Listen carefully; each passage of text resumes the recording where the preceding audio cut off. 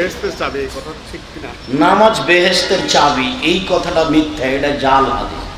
এ অংশটুকু মিথ্যা, নামাজ বেহেশতের চাবি নয়। শুকরিয়া, জাযাকুমুল্লাহ। হুজুর আসসালামু আলাইকুম। হুজুর, এই যে দক্ষিণ চিন্তাপুর গ্রামটি কেমন লাগলো আপনার? অনেক ভালো লাগলো। দক্ষিণ চিন্তাপুরের মানুষ একবার চিন্তামুক্ত, সব সুন্নি মানুষ। হুজুর, যে ইমাম হোসেন স্মৃতি সংসদ লেগেছে, হযরত ইমাম হোসেন স্মৃতি সংসদের ভালো, ওয়াজও ভালো, সব ভালো। সবাইকে অনেক অনেক মোবারকবাদ। ধন্যবাদ। চিন্তাপুরের মানুষ চিন্তামুক্ত থাকুক। ধন্যবাদ। আসসালামু আলাইকুম। আসসালামু আলাইকুম। আসসালামু আলাইকুম। উগ্র ওয়াইজের মধ্যে হয়ে যায় সালাতুল মুস্তাফুল জান্নাতে বেশ জাল হাদিস যেহেতু ফাসা ফাসা সলা আবকাল মাদিয়ারা মানে ব্যস্ত সালিকুল নামাজ দিন তো এই জিনিসটা যদি আচ্ছা, সুন্দর।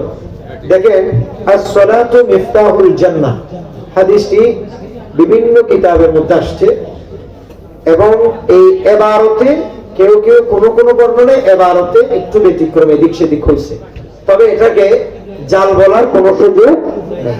এটা হাদিস, কিন্তু এই হাদিস নিয়ে ইখতিলাফ আছে, মুহাদ্দিসগণের মধ্যে মতানৈক্য আছে। কেউ বলেছেন এটা দয়ীফ, কেউ বলেছেন এটা রাবি উমুকের মধ্যে একজন রাবির মধ্যে কি আছে, একটু সন্দেহ আছে। এই জাতীয় হাদিসটাকে কেউ কেউ দুর্বল বলেছেন, জাল বলেছেন, এরকম কোন বর্ণনা আমার চোখে পড়েনি। তো বাকি আমি তো এটা এই কথাটা আমি শুনি নেই কে ধরনের কথা বলছে কিনা। তবে কেউ কেউ বলতেছেন যে আরেকটা কথা বলছেন, নামাজ দিয়ে জান্নাতের দরজা খুলবে কিনা। তো না খুললে এটা আসছে কেন হাদিসে, এটা আসছে কেন? আর যদি কোনো কারণে হাদিসের মধ্যে এভাবে না থাকলেও কিন্তু ঈমানের পরপর যে বান্দার আমলের মধ্যে সবথেকে উত্তম আমল নামাজ, এতে কোনো সন্দেহ নেই। বলেন না সন্দেহ? আল্লাযীনা ইউমিনুনা বিল গায়বি ওয়া ইউকিমুনাস সালাহ। আল্লাহ বলেন তোমাদের মুমিন হচ্ছে তারাই যারা আল্লাহকে বিশ্বাস করে। এরপরে বলতেছে ওই ইউকিমুনাস সালাহ, যারা নামাজ কায়েম করে। একটু জোরে বলবেন সুবহানাল্লাহ। এইজন্য ঈমানের যেভাবে প্রয়োজন, ঈমানের পাশাপাশি আমলের প্রয়োজন।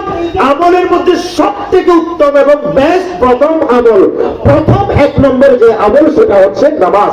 কাজে নামাজ বাদ দিয়ে মুমিন হওয়ার কোনো সুযোগ নেই। অনেক কঠিন কঠিন হাদিস এই ব্যাপারে আছে। যাক, এটুকুই আমাদের জন্য যথেষ্ট। ওমা আলাইহিল বালাগ। আসসালামু আলাইকুম ওয়া রাহমাতুল্লাহ।